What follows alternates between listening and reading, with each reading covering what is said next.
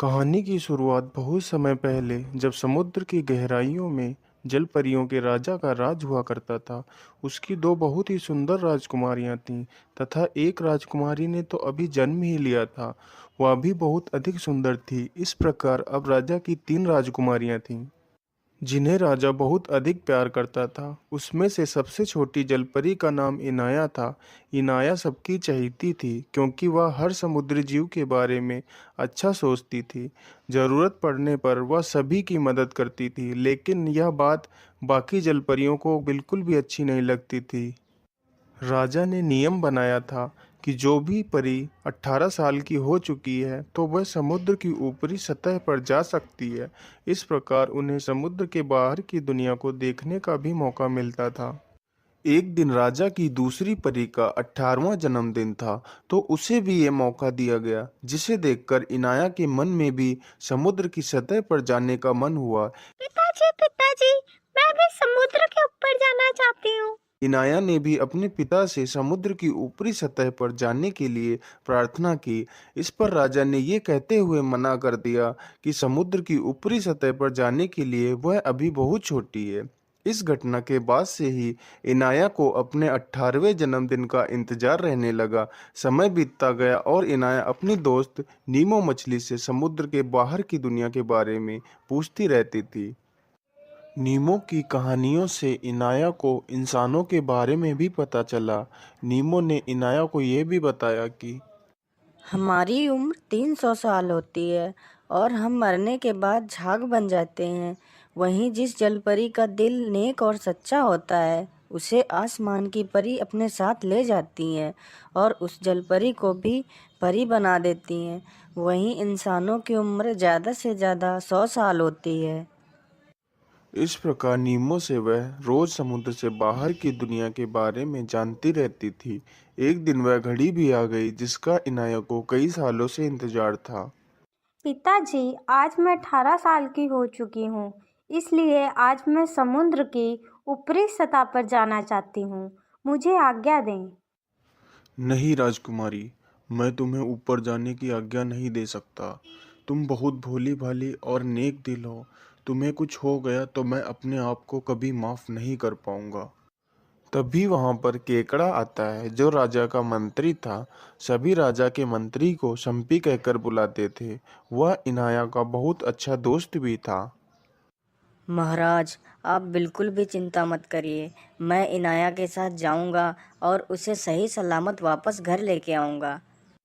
राजा से आज्ञा लेकर वह दोनों खुशी खुशी समुद्र की ऊपरी सतह की ओर चल देते हैं। जैसे ही इनाया ने समुद्र के ऊपर की दुनिया देखी, वह देखती ही रह गई। उसने वहां हवा को महसूस किया, हवा में उड़ते हुए पंछी देखे, सूरज को देखा। वह यह सब देख ही रही थी कि अचानक से उस ओर उन्हें एक बड़ी नाव आती दिखाई दी।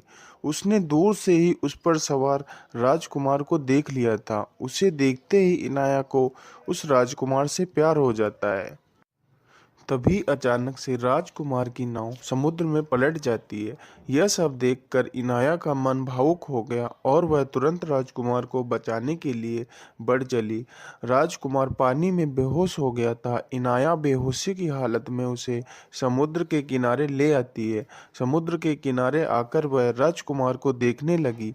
तभी अचानक से वहां किसी के आने की आहट सुनाई दी। इस पर वह झट से एक चट्टान के पीछे छिप गई।